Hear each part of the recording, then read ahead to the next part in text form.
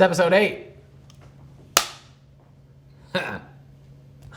Hey everybody, welcome to Freedom Fastlane TV. I'm Ryan Daniel Moran. Today, we're going to talk about the role of government. We'll talk about New Year's resolutions and goals, the order of which entrepreneurs should hire, and we'll talk about selling supplements on Amazon. Let's go!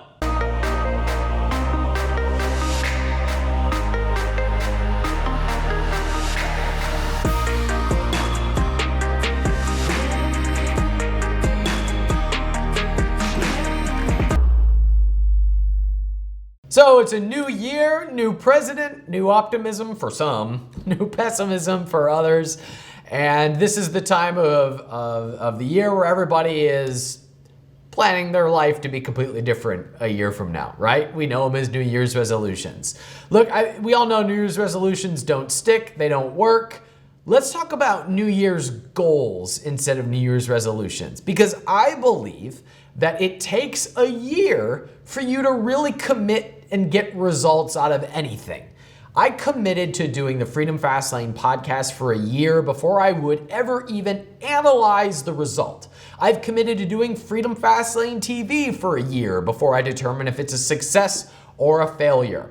My training, about 12 months to 1 million, I very publicly say when we're selling that training, the Brand Builder Bootcamp, we say if you're not willing to work at this for a year before you have $1 million business, we don't want you. Now, I have plenty of students who have hit the $1 million mark in month 3 or month 6, but they got there because they had a long-term focus. They did not get there playing the short game. They got there faster having the long game. There are plenty of people who lose weight and then gain it back all within a 6-month period. They lose it and then they gain it back. The question is, who do you want to be? Where do you want to be? What do you want your life to look like 1 year from today? And then you can plan out the habit that will get you there. I have a podcast episode with Todd Herman. You can listen to it over at freedomfastlane.com, or you can subscribe on iTunes and just scroll to the episode with Todd Herman. He is a sports psychologist. I think that was your title, Todd. Sorry if I just botched it. But basically, he works with high performers to get the most out of their performance. So one of the things he talks about is chunking your goals into 90-day sprints. So you can have a year time horizon, but having it done in 90-day sprints. And when you have that type of a deadline, you get way more done, and you often get a year's worth of results in 90 days. So I like to say, what do you want your life to look like a year from now? And then let's break that into 90-day sprints. That is gonna be how you actually achieve the things that you want to achieve. So if you wanna have a business in 2017, what do you want it to look like a year from now? Not 6 weeks from now, not 6 months from now. What do you want it to look like a year from now? And then plan out the daily habit in 90-day sprints of how you're going to build that business. Same thing with your body, same thing with your family. I believe you can radically change your life in a year. I don't subscribe to the idea that we overestimate what we can get done in a year. I think we tend to sell ourselves short.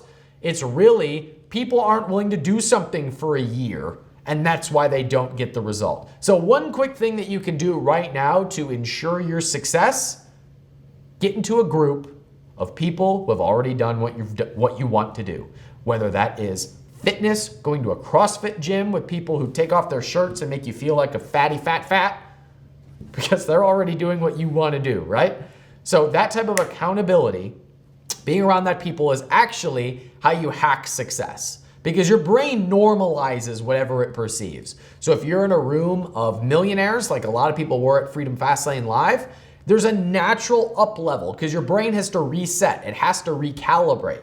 It has to align with whatever is going around. Your brain is a normalizing machine. So whoever you surround yourself with, you will normalize, whether it is body, fitness, money, whatever. So if you're building a business, join the tribe, join the back room, depending on what level you're at. If you are a millionaire and you want to be a decamillionaire, get into the back room. If you are a 6-figure earner and you're ready to be a 7-figure earner, join our tribe. If you're just starting a business, don't just buy a training, get into a group that has done it before and can come back and pull you alongside them. That's what we do in our Brand Builder Bootcamp. So what do you want your life to look like a year from now? Put it into 90-day sprints and then join a group that has done it before. And that is how you will ensure that this year is actually the year that you do the things that you've always said you want to do. I believe that the best way to financial freedom is to build a business and invest the profits. And today I get to be the student because they're going to recap some of the best questions that were answered at Freedom Fastlane Live. One of the most popular presentations at Freedom Fastlane Live in December of 2016 was with Cameron Herold. And Cameron basically laid out the model for going from 1 million to 100 million, something that he has done several times and that he walks his clients through, including Amazon e-commerce owners, people who have tech companies. He has a bunch of different clients. And we were going through his process and he laid it out of growing, having that type of a rapid growth. And he talked about his vivid vision, which he explains in depth in his book, Double Double. But there was one specific question that I wanted to know from Cameron because he laid out the plan, but I wanted to know, what about the team that will need to rally behind you? So I asked him the order in which entrepreneurs should hire, and here's what he had to say. The biggest transition that I have seen, like the biggest challenge, has been for those individuals to get the first hire right, or to start learning how to build the team. Yeah. Last year, there's several of our backroom members who were 1- and 2-man shows, and now there's the first one that was really, really difficult. But after that, the team started to blossom. So what have you seen be that process for hiring the right person, or who are the first hires that you think need to be in place in order to get that moving? Sure. So, and even before the first hire, I think a lot of it is our stop doing list, or I call it my fuck it list. You got to look at a lot of the stuff that's on your list of stuff that you do day to day and decide what things you're not going to do anymore, because some of it is just pointless. So the next hire that I would get into is actually start outsourcing using Odesk or Elance and looking for fractional people that I can hire who can do little bits of work instead of full-time employees. The first full-time employee I'm probably going to get to is either going to be a sales or marketing person, probably salesperson, anyone who can drive revenue. So in my world, revenue solves problems. There's not a single problem that exists that can't be solved by a check. So the more gross margin you have coming in, the more people you can hire. So I'd be looking for revenue producing roles versus overhead, and then hiring fractional people as much as I can. Do you think that you should hire people that will grow into a role, or people that should have already done it? Yeah, I ideally like to hire ahead of the curve. So I hire people that I know I'm going to need in 2 years. I try to hire them early and tell them to roll up their sleeves and get dirty. It's like, I know this role is a little bit beneath you, but look where we're going. So you use the vivid vision as a way to attract them. I'm hiring people who have done it before as much as possible, which is why I like outsourcing, because I can really get people that have done it. More often than not, we don't need full-time employees. We need some stuff done, but we don't really need an employee. We just need the stuff done. So if you can get somebody who can do it in 3 hours, at 3 hours once a week, I'd rather have some fractional people, some part-time people, than a full-time. What would you consider the difference? Meaning, for what role would you hire a full-time person? Because there's a lot of people in the room who are saying, like, I have a lot of things that need to get done. How do I identify which ones need to get outsourced and which ones need to be full-time people? You start grouping all your tasks together, or all your projects together, into buckets, and you'll start seeing that some of the buckets have a lot of stuff, and as soon as you have enough stuff that is going to be getting done for a number of hours, you can say, okay, now it's really a full-time role. But if you see that it's stuff and it's only a few hours a week, then you can outsource it. As soon as your stuff gets to maybe 30 or 40 hours, then you're going to start hiring full-time people. I bring this up to you today because this actually had an impact on me. I had never heard him answer the question in this way before. Usually I've heard Cameron say the first hire you need to make is an executive assistant. The second hire you need to make is a project manager. And he talks about sales later in the process. So I never heard him say sales is the first hire that you need to make. And it made me realize there's no one in the company except for me that's been in charge of sales in any of my companies. I've always been the salesman. I have never had to think about, I've always had to think about putting money in the bank account rather than saying who else is putting money in the bank account. I've never had that off my shoulders. I had never even thought about taking that off my shoulders. So we immediately started hiring for a full-time salesperson. And as of today, we haven't filled that position yet. So if you love to sell and you love what we're up to at Freedom Fastlane and Capitalism.com, I want to hire you. So this had an impact on me, just seeing that, oh, the leader of the company doesn't necessarily have to be the one who is always cashing checks.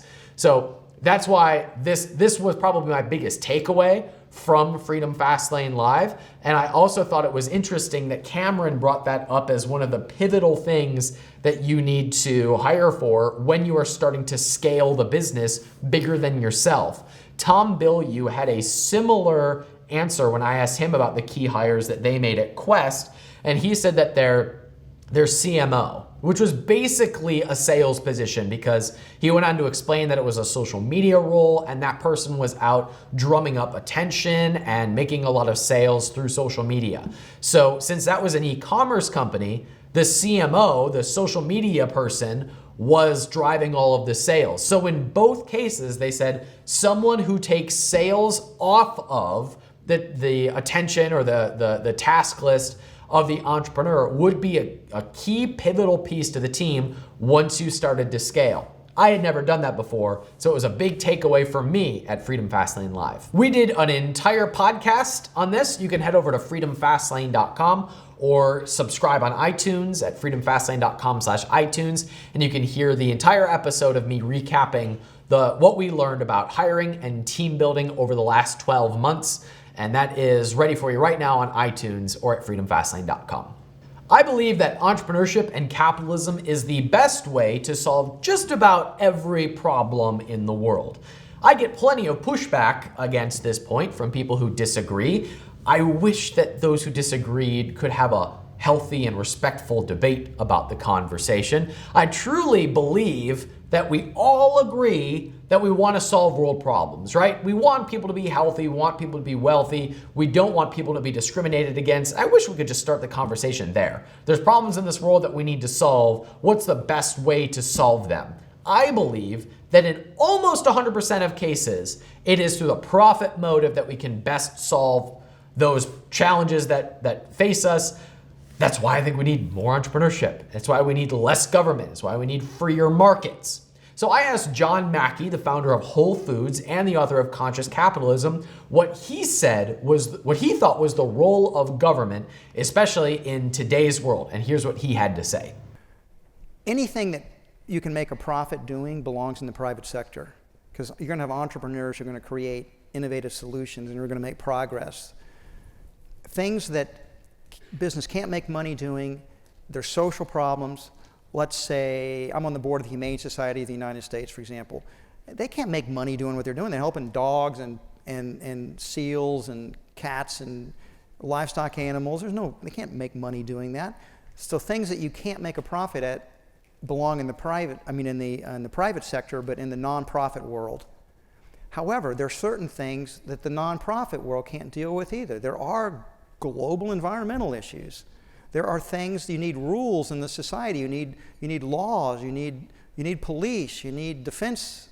There are things that neither the private sector nor the capitalistic sector nor the nonprofit sector are equipped to deal with. That's government's job. It's a huge job. If they would just stick to that and do it well, and let business do what it does well, and let the nonprofit sector do what it does well, we will be living in a virtual utopia. So I thought it was interesting that John broke it into basically 3 groups. If something can be solved profitably, it should be done from government. If something can't be done profitably, it should be done through a nonprofit. And if it's too big for either of those, then it should be addressed by government. I mostly agree with this. One thing that we didn't have time to go into is that changes. New technology and new opportunities make it possible for the profit motive to solve certain problems, or for a nonprofit to take over what a government could only previously do. Now it can be taken out of government and put into the nonprofit sector. So we didn't talk about that, but if we assume that's true, which I think we all agree, technology makes things easier and faster, right? And it opens up more opportunities. Well, if that is true, then we should be seeing less government and progressively less nonprofits, and then more into the for-profit sector, the private sector. But we tend to see the opposite because most people don't think that way. The tendency tends to be for more government, for people to say, why do we need the profit motive in this? Why can't we have a nonprofit do this? Why can't we have the government do this so it's more fair and equitable? Well, the reason for that is because things are sustainable when they're done via the profit motive. So the best way that we can progressively make the world a better place is to, if the government needs to be involved in something, have them solve the challenge to the best they can, which isn't going to be very good, until a nonprofit can take that over, until the profit motive is there to solve that problem. That, in my opinion, is how we can progressively make changes that better our world and sustainably do that through the profit motive, because that is how we ultimately will solve all of the world's problems. This is the part of the show where we look at one of our students' businesses, look at their best opportunities and where they could make more money. So we're gonna hear from one of our tribe members right now. Hi there, this is John Tarr, a new member to the tribe, not very experienced on Amazon, but very experienced in digital marketing in general. I've been a media buyer for a really long time. And in addition to that, email writing and offer creation. I've been around the digital marketing game, but never on Amazon. One of the reasons that I recently joined the tribe is I saw an ad on Facebook and I knew Ryan, and it said one of my students just sold their company for, I think it was $15 million. And I thought, with my skill set, that sounds like a pretty good idea. I would love to start a company and build something that I could sell so that I could leave a legacy for my son. And Ryan, my quick question is, and appreciate you in advance answering, my quick question is, I have some experience in the supplement space, but it seems like a very, very competitive market on Amazon. How is a new person supposed to break through the noise on Amazon and be competitive? Appreciate it. Bye-bye. I have been waiting to answer a question like this. Thanks, John, for your submission. Look, the story, the narrative around the bane of my existence, Amazon businesses. I hate that phrase. There's no such thing as an Amazon business. There's only a business that collects the order on Amazon. I've said this 1,000 times, but it's a huge distinction. And the reason I bring that up now is because the narrative around most businesses that take their order on Amazon is that the way to make money is to rank for keywords, show up in front of people who are already shopping, collect the order, and that's where the business starts. Look, I popularized that idea. My 12 months to 1 million plan is pretty much predicated on that idea. And it works. It's totally viable. Most people get stuck there. John, you are in a very rare position, a very powerful position that most Amazon marketers don't have access to. This is where they struggle. You know media buying and you know email marketing. If that is the case, let's double down on that. A, because you will not be dependent on Amazon, and B, you will beat everyone on Amazon by doing so. Here's what I mean. Most people who are trying to sell physical products are just trying to rank for keywords and close the order. That sales cycle is very short, which is why a lot of good cash flow businesses have been built on that model. You have the benefit of having a longer sales cycle if you use email marketing. What I mean by that is you have the ability to drive hundreds of opt-ins per day and then warm them up and give them content through an email marketing sequence and then hit them with the order button, which just happens to be on Amazon.com. You can drive so much traffic and attention doing this because you basically get a twofer. The first fur is that you have the warm-up sequence through the email, so you can do it like a product launch, like a rolling launch. You'll buy traffic from Facebook or from Instagram to a squeeze page, to an email follow-up series, and then have a rolling launch for the product, whether it be a supplement or a widget or whatever it is. And then the second fur is that that customer is comfortable buying on Amazon.com. So your close percentage will be much higher by sending them to Amazon than it would have to be if you were sending them to a sales page or through an affiliate link or however you're monetizing that person. There's a bonus fur. The third fur, the three fur, is that you now have the lead. And the lead can be monetized through affiliate offers, can be monetized through information products, can be monetized through all the things that you know how to do. So you are not tied, you're not handcuffed to the model that most people feel enslaved into, which is that Amazon has has control over their business. When most people build a business that's completely dependent on Amazon, they can't sleep at night. Now they're making all this money, but they're all afraid it's gonna go away. So when I'm advising one of those clients, I say the first move they need to make is by collecting their customer data, getting those email addresses so that they have a pool of buyers that they can go to no matter what happens. And they've got a bigger base of customers that they can launch products to. You are going the opposite direction. You need to build up the opt-ins and the eyeballs so you can launch products on Amazon to them. So we've already talked about how that could be profitable and how that can give you the ability to launch products. Now let's talk about how it will help you beat everyone else who's trying to do this. Because you already control the eyeballs, you basically have your own launch list. You have the ability to drum up demand whenever you want, which means when you go to rank for keywords, when you go to ask for reviews, when you go to set the price that you want to set, all of these things are going to be in your favor. You can command higher prices, higher conversion rates, and higher orders at once, which are all things that drive Amazon's algorithm. So by you doubling down on where you're good, driving traffic and writing email copy, you will actually have the side benefit of ranking for keywords, having higher profit margins, and that will beat everybody else on Amazon. So you're in a very unique position to go into any market and crush it, whether it is supplements or anything else. So I don't think you're at a disadvantage. I don't think you are too late to the game. I think you're in a perfect position to absolutely kill it with your skill set and combining it with a powerhouse like Amazon.com. So I'll wrap this up by telling you some of my goals for 2017 and where my focuses are.